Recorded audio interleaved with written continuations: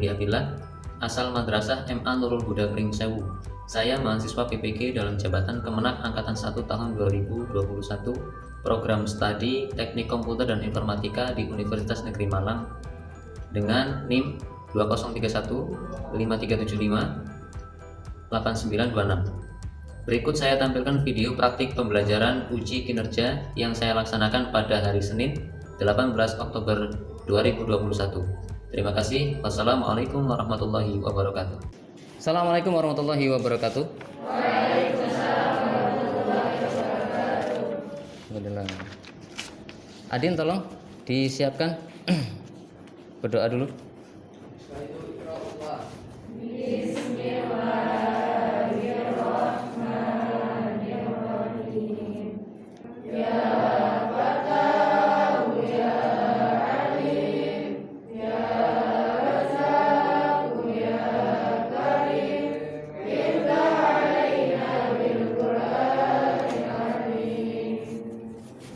Alhamdulillahirrahmanirrahim. Sehat semua anak-anak? Alhamdulillah sehat ya. Sebelum Bapak mulai, kita absen dulu. Kelas 10 agama 2. Arif Basarudin. Bagus?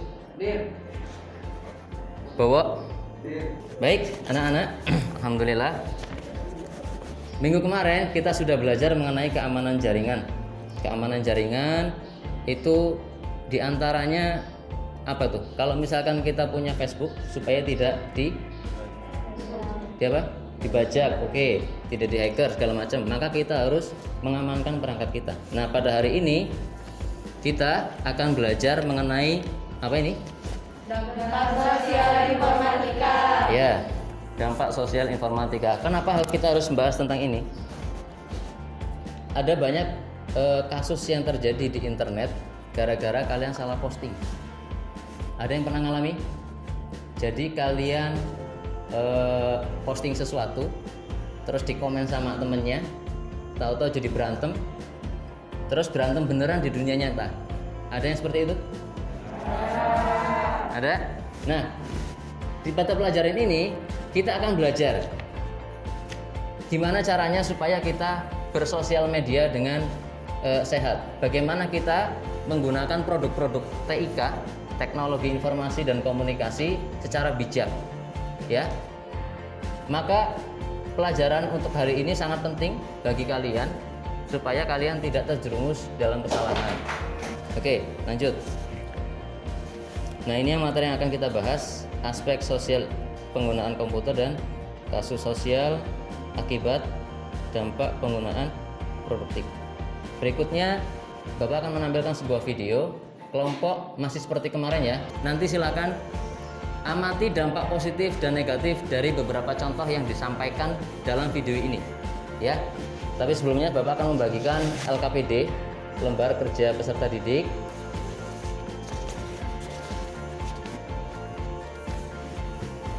Siap? Ya. Halo teman-teman, apa kabar? Semoga dalam keadaan sehat selalu ya. Selamat datang di channel Fat Presentasi, dan kali ini kita akan belajar tentang dampak sosial informatika. Informatika merupakan teknologi yang membuat interaksi antar pengguna dapat dilakukan dengan mudah dan membuat tingkat keterhubungan satu dengan yang lain semakin tinggi. Selain itu, teknologi ini juga berhasil mengubah cara hidup manusia karena mampu mendukung kehidupan dalam berbagai aspek yang memberikan dampak positif, walaupun di lain sisi terdapat juga dampak negatifnya. Nah, itu tadi teman-teman beberapa dampak sosial dari informatika. Semoga kita semua dapat menggunakan teknologi-teknologi yang ada dengan bijak serta selalu memberikan kontribusi yang positif melalui media informasi. Sampai jumpa di video selanjutnya. Dari video tadi, Bapak mau tanya, kan teknologi informasi itu selalu berkembang tuh, terus akhirnya ada dampak positif dan negatif. Kalau yang dari kalian simak tadi, dampak positifnya apa tuh? Yang berani angkat tangan. Kalau menurut saya yang pertama, kita dapat mempermudah berinteraksi dan mempermudah berkomunikasi. Ya, ada yang lain? Ada yang lain? Mungkin yang mau menanggapi yang lain? Hah? Hiburan. Ya. Boleh. Jadi kalau misalkan semakin berkembangnya teknologi, maka kemudahan ada di tangan kalian. Kalian mau belanja pun nggak harus ke Alfamart, Indomaret. Cukup buka handphone maka semuanya sudah bisa. Kalau kalau gitu sekarang dampak negatifnya kira-kira apa? Angkat tangan dulu yang berani. Gangguan kesehatan. Contohnya kayak mana tadi? Contohnya Kelelahan terlalu lama menggunakan gadget. menggunakan handphone. Oh, terlalu lama menggunakan handphone, maka itu akan berdampak pada kesehatan. Oke, itu beberapa contoh dampak negatif. Nah, selanjutnya aspek sosial penggunaan komputer. Yang pertama adalah aspek ekonomi. Dampak positifnya salah satunya tadi saya katakan, kalau teknologi semakin maju, maka itu juga berdampak pada kegiatan ekonomi. Contohnya misalkan tadi apa? Ada Shopee, ada apa lagi? Lazada, Bukalapak. Itu semua adalah pasar online. Kalau saya katakan pasar online. Kenapa? Karena kalian belanjanya nggak harus ke toko. Kalian belanjanya langsung dari aplikasi. Dan itu, aplikasi itu, produktif itu akhirnya akan mempermudah kalian. Sehingga kegiatan ekonomi itu bisa berjalan tanpa harus kalian keluar rumah. Yang kedua, mengenai sosial. Dampak positifnya, ini saya bicara dampak positif dulu, negatifnya nanti. Dampak positifnya, misalnya gini, Adin ada di Lampung, Bowo ada di Semarang. Nah, kalian itu misalkan teman lama, terus ketemu di Facebook. Habis itu komunikasi di Facebook. Artinya apa? Artinya bahwa sosial media membuat kalian yang jauh menjadi dekat. Sosial media mempermudah komunikasi kalian. Yang dulu kalau misalkan mau main gitu ke rumahnya dulu. Adin main yuk gitu kan. Kalau sekarang enggak, WA aja selesai. Bro main. Oke cus, ketemu di tempat, selesai. Ya. Itu salah satu dampak positifnya. Mengenai aspek penggunaan komputer tentang budaya. Contohnya kayak gini. Anak-anak pesantren sekarang suka dandanannya kayak K-pop itu. K-pop ya? Nah, itu K-pop itu budaya mana? Budaya luar. Terus kok bisa masuk ke kita? Lewat mana? Media sosial apa lagi? Internet, iya. Dari mana? YouTube. Apalagi? Instagram. Itu dampak positifnya adalah salah satunya, jadi kita tahu budayanya orang Korea ternyata seperti itu. Budayanya orang Inggris seperti itu. Orang Belanda berbeda lagi. Dan itu akan menambah wawasan kita. Gitu ya. Berikutnya dampak positif dari bidang politik. Kalau misalkan mau pas pemilu, biasanya kan para caleg-caleg itu kan promosi ya, bikin apa namanya itu, spanduk segala macam. Kalau udah pakai sosial media lebih enak lagi, cukup ngerekam video satu kali, share secara gratis, gitu ya. Nah sekarang kita bahas dampak negatifnya. Yang pertama, dampak negatif dari aspek ekonomi. Kira-kira apa? Kalian punya Shopee tadi, punya Lazada, punya Bukalapak. Kira-kira apa dampak negatifnya? Apa? Kira-kira dampak negatifnya?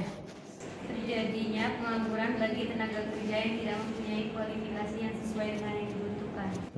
Apalagi kira-kira? Yang secara logis lah. Kalau misalkan jualannya secara online, Yang secara nyatanya udah Hanya aksi tipu menipu dalam proses jual beli online yang dapat merugikan beberapa pihak. ya salah satunya adalah penipuan. Jadi kalau kamu jual beli online dan itu tidak terpercaya, maka kamu bisa ditipu. Misalkan beli sepatu yang seharusnya harga 120.000, di situ diposting cuma 25.000. Pas dipesan dibeli ternyata sampai sini cuma kaos kakinya doang. Ada yang ngalamin? Nah, penipuan. Selanjutnya kalau sosial, dampak negatifnya apa?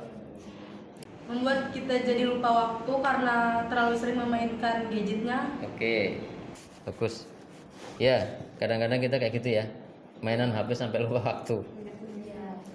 Terus dampak negatif terkait dengan budaya.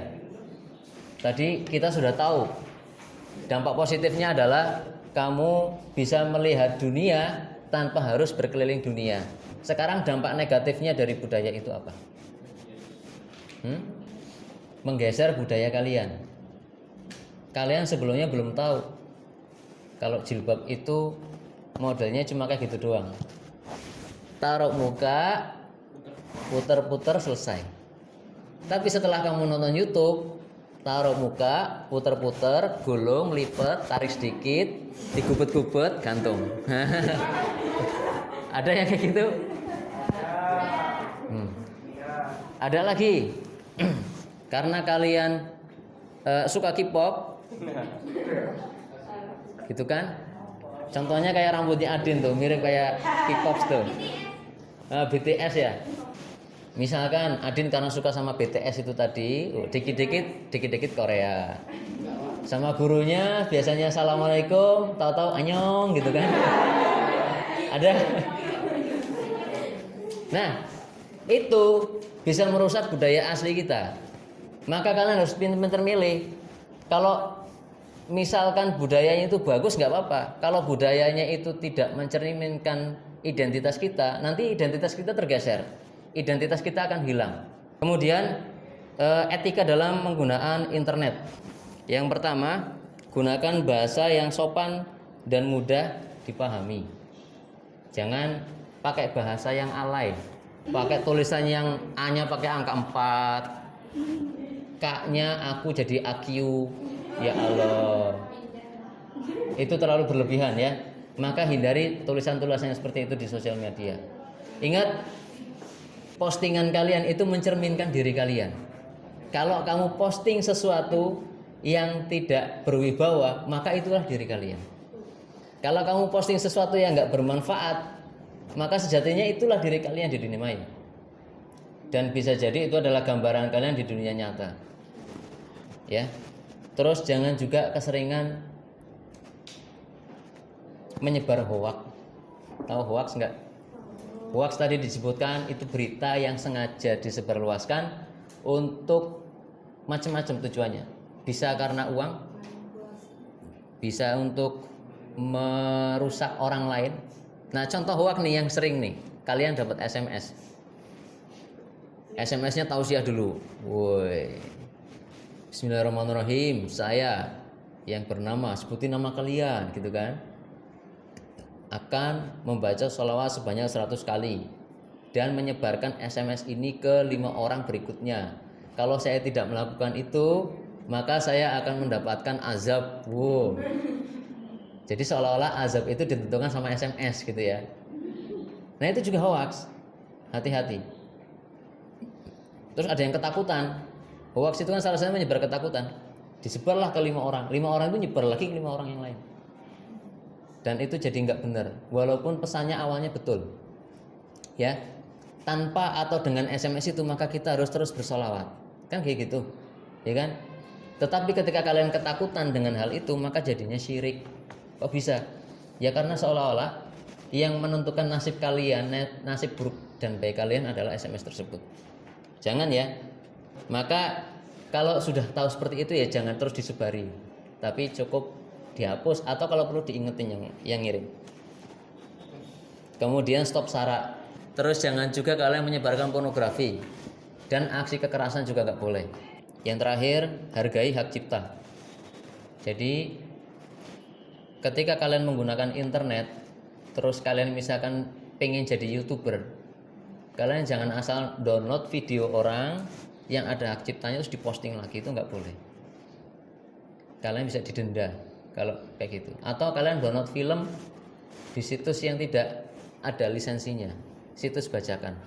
Kalian download film itu, kalian tonton untuk pribadi, bahkan kalian sebarluaskan, maka itu termasuk pelanggaran hak cipta, tidak dibolehkan. Berikutnya kasus sosial dunia teknologi informasi dan komunikasi. Apa saja kasusnya? Kita lihat. Yang pertama hoax. Hoax tadi sudah disebutin bahwa informasi yang sesungguhnya tidak benar, tetapi dibuat seolah-olah menjadi fakta yang benar. Motifnya macam-macam. Ada karena uang, ada karena politik, pengen menjatuhkan orang lain dengan hoax itu. Ada karena ideologi, misalkan kayak teroris, ya.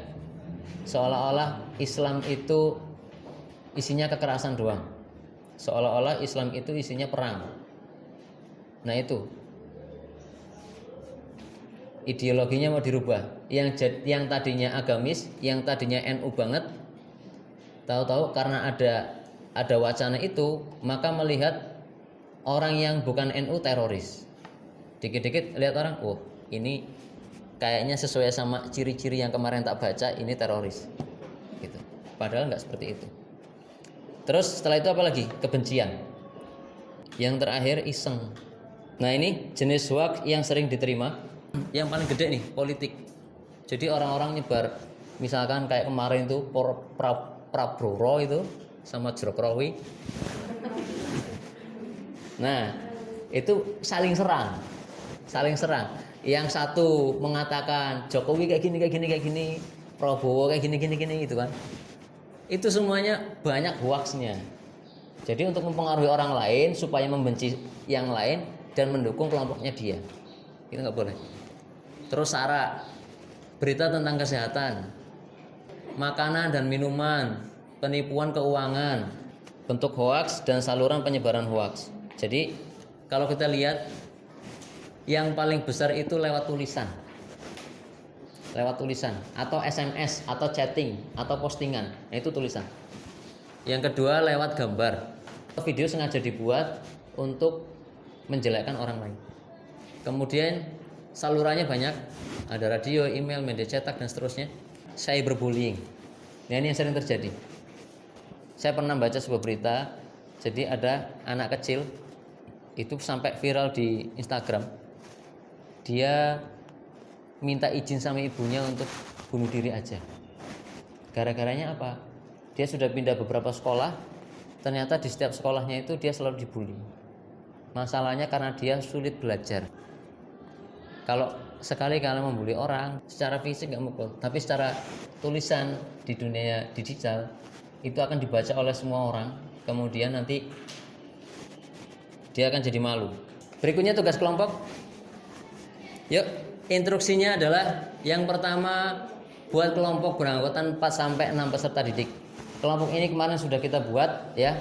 Kemudian cermati pelanggaran TIK yang ada di sekitarmu dan bagaimana seharusnya menyikapi pelanggaran tersebut.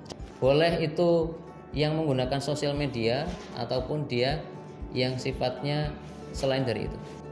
Kemudian tulis hasil diskusi pada lembar LKPD yang sudah dibagikan tadi. Terus presentasikan hasil diskusi di depan kelas. Berhadapan aja ya, biar bisa diskusi ya. Yuk, kelompoknya dibuat berhadapan aja biar bisa diskusi. Kalau kayak gini kasihan yang situ. Berhadapan gimana? Ini udah pindah kelompoknya. Oh iya, jadi ya. Ini yang bikin PowerPoint siapa? Ini Alvin, Pak. Alvin. Ya wis. Tapi nanti gini. Yang lain kan diskusinya tadi. Kamu bisa nyari di internet 2 orang. Nyari di internet terkait sama sosial. Maksudnya kejadian apa aja yang kamu amati. Misalkan penggunaan Facebook untuk komunikasi atau WhatsApp untuk komunikasi. Yang penipuan, yang dibeli apa, jadinya apa. Jadi nggak boleh sosial kan? Yang berpoin ya? Politik tadi kaitannya sama. Oh, ya.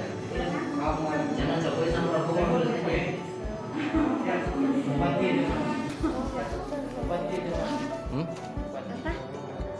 Maksud saya gini. Tadi kelompok kalian tentang apa? Itu politik. Mau membahas tentang kaitannya dengan politik. Contoh kasusnya apa? Saingan Jokowi dan Prabowo pada politik. Oh, pada Pilpres kemarin. Iya, Oke. Jadi setelah ini kalian bisa cari referensi di internet ya. Cari referensi di internet terkait berita-berita apa aja yang sudah kemarin terjadi. Gitu. Jadi apa aja yang sudah terjadi, terus kira-kira hoax apa saja yang muncul ketika Pilpres waktu itu. Dampak positif negatifnya pasti ada. Gak mungkin nggak. Nanti kalian cermati, kalian amati, kalian analisis, masukkan ke LKPD. Ya, silakan. Lah yang ini apa? Ini tentang apa tadi? Budaya. Mau membahas tentang budaya. Sudah ketemu contohnya? Contoh kasusnya sudah ketemu? Tentang apa? Pengaruh budaya Korea. Oh, pengaruh budaya Korea terhadap remaja Indonesia. Bagus itu. Ya nanti dicari referensinya. Terus gambar-gambar orang Indonesia yang benar-benar gila dengan Korea bisa dimasukkan juga. Gitu. Kemudian untuk dampak negatifnya, misalkan seperti ini. Kamu pernah jual beli online? Pernah? Nah, terus pernah nggak ngalami misalkan penipuan? Enggak pernah. Oh ya udah. Tapi kamu pernah dengar kalau ternyata kalau misalkan jual beli online bisa kemungkinan ditipu sama orang. Nah, itu juga termasuk dampak negatif. Selebihnya coba kalian cari referensi lebih banyak di internet boleh, ya.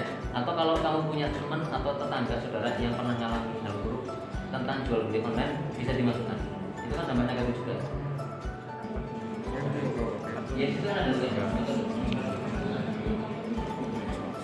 Dampak positif apa saja yang didapatkan dari politik yang Anda butuhkan? Misalkan kayak tadi penggunaan sosial media untuk ini apa tadi? Terkait budaya. Jadi nanti isi kita itu dari hasil kalian itu disingkat-singkat aja. Kita pilih dulu preset yang bagus. Caranya pertama itu belajar. Kamu buka ya, non estetik.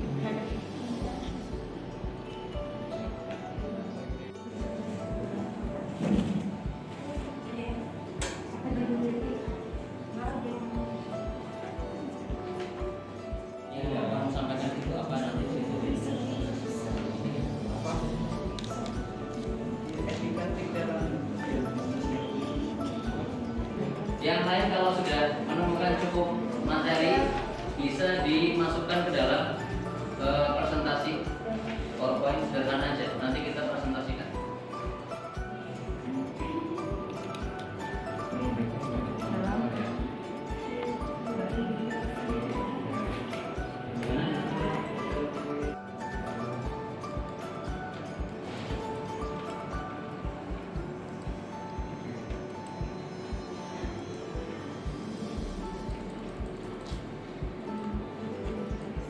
Penggunaan Facebook untuk membagikan apa itu namanya kampanye misalnya bilangnya tidak sesuai ekspektasi layanan yang kurang maksimal dibuatnya sesingkat mungkin ya. PowerPoint itu bukan curhat, isinya poin-poinnya aja. Sudah dibuat PowerPoint ya? Alhamdulillah. Setelah ini saya minta setiap kelompok mempresentasikan hasil diskusinya ke depan kelas. Nah, pertama kelompok 1 dulu, silahkan. Oke, teman-teman semua, kita sambut presentasi dari kelompok 1. Beri tepuk tangannya untuk mereka. Silakan. Assalamualaikum warahmatullahi wabarakatuh. Jadi kami dari kelompok 1 ingin mempresentasikan hasil dari PowerPoint kami. Jadi produk PIK yang telah kami amati ada di bidang ekonomi, ada berbagai macam. Yang pertama ada Shopee, yang kedua ada Tokopedia, yang ketiga marketplace di Facebook, yang keempat ada Lazada, yang kelima ada Instagram. Di dampak positifnya ada mempermudah pendapat penghasilan tanpa bertatap muka, mendapat keuntungan yang lebih tinggi, dan yang terakhir menghemat tenaga dan waktu. Mungkin dari presentasi kami ada yang kurang paham dan ingin bertanya, silakan. Marketplace itu tempat pembelanjaan yang ada di aplikasi Facebook. Gimana sih? Kan biasanya dari Facebook itu kan ada menu home, pesan, ada marketplace. Hanya itu yang dapat kami sampaikan. Kami akhiri. Wassalamualaikum warahmatullahi wabarakatuh. Waalaikumsalam warahmatullahi wabarakatuh. Selanjutnya kelompok 2. Kelompok 2 silakan maju. Bismillahirrahmanirrahim. Assalamualaikum warahmatullahi wabarakatuh. Waalaikumsalam warahmatullahi wabarakatuh. Kami dari kelompok 2 akan mempresentasikan hasil kerja kelompok kami, yaitu apa sih? Dampak sosial informatika dalam bidang sosial. Boleh berdiri biar teman-temannya bisa lebih jelas gitu. Oke, jadi Melihatnya ke samping. Jadi jadi contoh produktif di bidang sosial, yaitu contohnya yang pertama WhatsApp. Jadi WhatsApp apa? Nggak mungkin lah teman-teman nggak tahu apa itu WhatsApp. Udah hampir seluruhnya rata kita semua menggunakan aplikasi WhatsApp. Langsung ke dampak positif. Yang pertama, dampak positif kita menggunakan WhatsApp dalam kehidupan sehari-hari. Yaitu yang pertama, mempermudah komunikasi kita dengan orang lain dengan cepat walaupun dari jarak yang jauh. Langsung ke dampak negatif. Yang pertama, penyebaran hoax, bahaya. Orang tidak bertanggung jawab, banyak menimbulkan. Yang kedua, kemerosotan moral. maksa banget ini biar nggak ditanya. Masyarakat dalam berinteraksi dan khususnya remaja dan pelajar. Yang ketiga, cyberbullying yang merusak mental korban serta pelecehan, penganiayaan yang tidak beradab. Ya bagi teman-teman yang tidak paham dari presentasi kami, monggo. Ya, nggak mau semua ya wajar. Saya cukup. Cukup? Nggak ada pertanyaan, monggo. Ya, sekian dari kami. Wabillahi taufiq wal hidayah. Wassalamualaikum warahmatullahi wabarakatuh. Waalaikumsalam warahmatullahi wabarakatuh.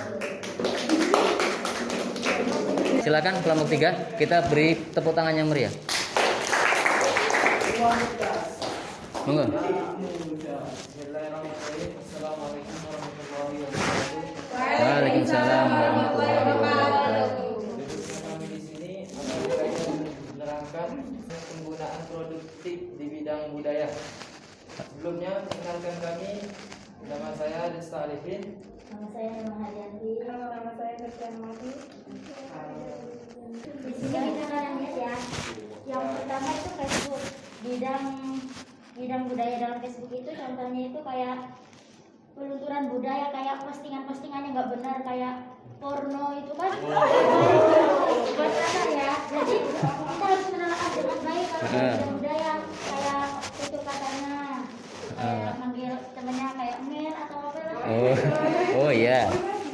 Apa itu? Dampak positifnya itu media belajar, sebagai media belajar. Pemikiran yang kreatif karena melihat video-video yang kreatif atau film-film yang mengimajinasi. Terus yang ketiga penghilang rasa bosan. Kalau seandainya kita suntuk di rumah, kan sekarang kan lagi COVID. Iya, begini. Baca Quran dong. Lagi bosan di rumah. Ayo fokus. Kita bisa buat referensi lain kayak buka YouTube buat nyari hiburan. Yang kedua, rajin menabung dikarenakan semua yang berhubungan dengan idolanya itu enggak semuanya gratis. Kayak seandainya mau meet and greet itu kan harus yang ketiga, pemanfaat dalam bidang ekonomi. Contohnya kerjasama dalam negara. Karena banyaknya acara yang harus mendapatkan bintang asal tentang idolanya. Yang keempat, menambah kesabaran karena nggak semua yang diidolakan itu disukai semua orang. Jadi kan pasti ada yang suka, ada yang nggak suka. Cukup sekian presentasi dari kami. Sama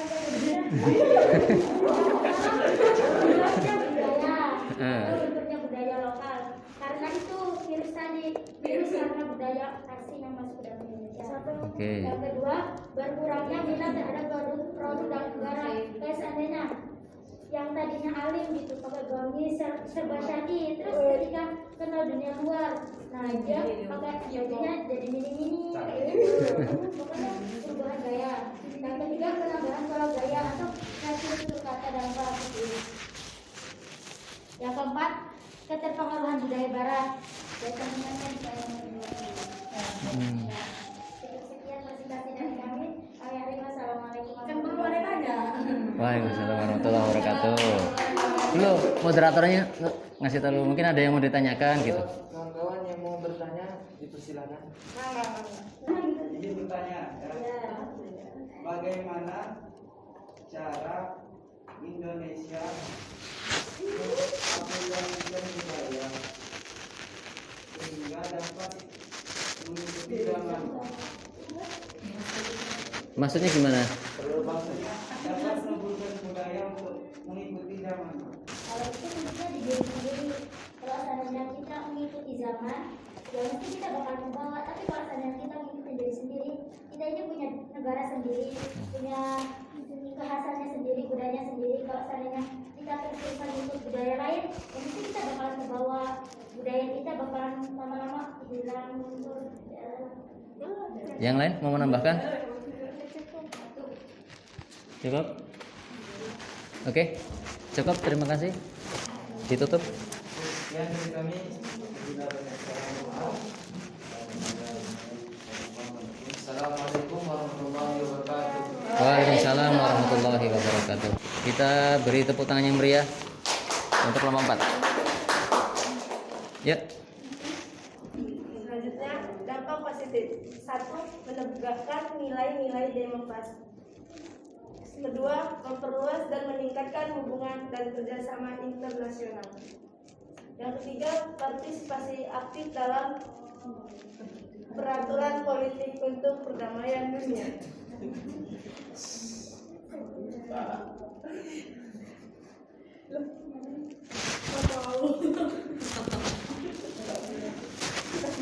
Selanjutnya, dampak negatifnya ada 3. Pertama, timbulnya gelombang demokratis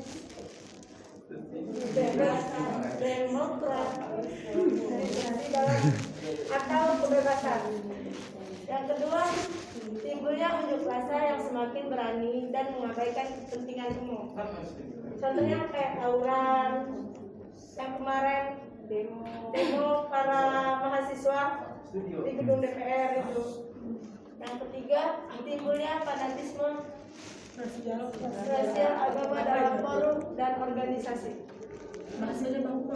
Sekian presentasi dari kami. Saya akhiri. Wassalamualaikum warahmatullahi wabarakatuh. Waalaikumsalam warahmatullahi wabarakatuh. Baik, dari yang sudah dijelaskan tadi, mungkin ada yang mau bertanya. Maksud dari timbulnya fanatisme rasial itu gimana?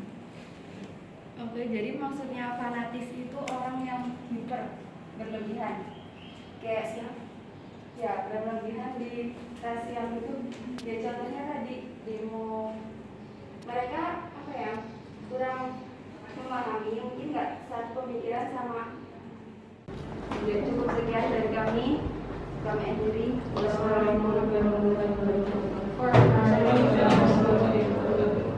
Terima kasih pada kelompok 4. Silakan bertempat.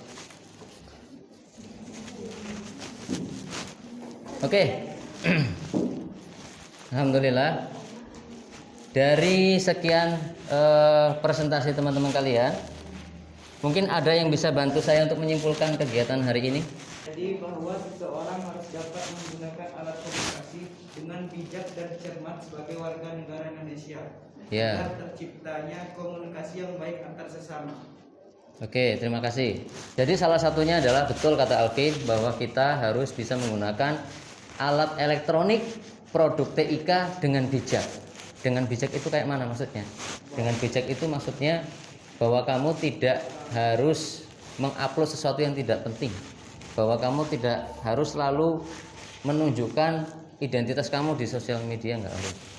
Terus kamu juga harus berhati-hati. Jangan sampai apa yang kamu posting menyakiti orang lain. Apa yang kamu posting melanggar hukum. Tadi ada pasal 27, 28, dan 29. Kalau sampai kamu melanggar, hukumannya juga sudah jelas, penjara 4 tahun sama denda 10 juta. Terus apalagi kaitannya dengan dampak terhadap ekonomi, budaya, sosial, dan politik, itu juga sudah kita bahas tadi. Alhamdulillah sudah merangkum semuanya. Oke, itu tadi untuk pembelajaran kita hari ini. Mudah-mudahan bermanfaat dan semoga kita bisa berhati-hati. Semoga kita bisa memanfaatkan teknologi dengan baik di sosial media. Bijaklah dalam menggunakan komputer, bijaklah menggunakan handphone ketika kalian mau Facebookan, mau WhatsAppan, ya. Jangan asal mengeluarkan statement yang bisa merugikan orang lain. Kita sudah belajar, selanjutnya kita akan evaluasi mengerjakan lembar kerja yang sudah saya siapkan. Berapa orang? 4 orang ya? Yuk, kerjakan masing-masing. Tidak perlu mencontek temennya. Jangan lupa diisi nama dan kelas. Kelas 10 agama berapa ini? 10 agama 2. Oke. Silakan dikerjakan, waktunya maksimal 10 menit.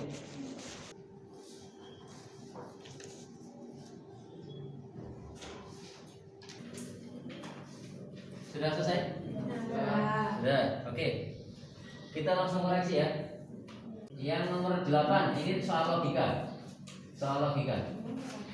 Sebagai seorang muslim yang taat dalam beragama, perlukah kita bersikap sangat agamis dan anti terhadap agama orang lain? Tidak, karena sosial media diakses oleh banyak orang di seluruh dunia dan tidak semuanya muslim. Oke, jadi nanti dulu. Kenapa nggak E? Kan logika kita. Tidak, karena kita harus menghargai pendapat dan keyakinan orang lain. Mungkin nggak? Mungkin. D dan E kira-kira yang lebih cocok yang mana? Terakhir nomor 10. Jika ada di antara temanmu yang memposting informasi yang ternyata adalah berita palsu dan berpotensi membuat perpecahan, apa yang sebaiknya kamu lakukan? B. Memperingatkan dan menyarankan untuk menghapus dengan kata-kata yang baik melalui hashtag dan repost pada akun sosial. Oke, sekarang logikanya gini. Misalkan Adin habis posting beritanya hoax, terus tak repost, tak tandai. Adin, berita ini salah. Berita ini salah, tolong dihapus karena ini bisa menyesatkan orang lain. Kata-katanya bagus? Terus, tapi caranya bagus apa enggak? Kenapa? Karena dia repost lagi. Iya, karena di repost itu tadi berarti kamu secara tidak langsung kamu sedang merendahkan diri. Yang cocok yang mana? Apa itu? Inbox temenmu dan menjelaskan bahwa yang dia posting bukan hal yang baik. Oke, bisa ketawa ya? Dicek betul berapa? Betul? 9. Alhamdulillah, dari evaluasi yang sudah kita lakukan, ternyata kalian semuanya saya anggap bisa memahami yang saya sampaikan. Terbukti minimal ada yang dapat 7 tadi? Yang di bawah 7 siapa katanya? Gak ada? Berarti semuanya saya anggap telah memahami apa yang saya sampaikan. Oke, cukup untuk hari ini. Untuk minggu depan kita akan belajar mengenai critical thinking. Mudah-mudahan kita semua diberi umur panjang supaya kita bisa bertemu di kesempatan berikutnya. Silahkan disiapkan, diberesin dulu bukunya, peralatannya silahkan dimasukkan tas. Ketua kelas silahkan pimpin doa. Bismillahirrahmanirrahim. Terima kasih Bapak Eri. Assalamualaikum warahmatullahi wabarakatuh. Waalaikumsalam warahmatullahi wabarakatuh. Silakan.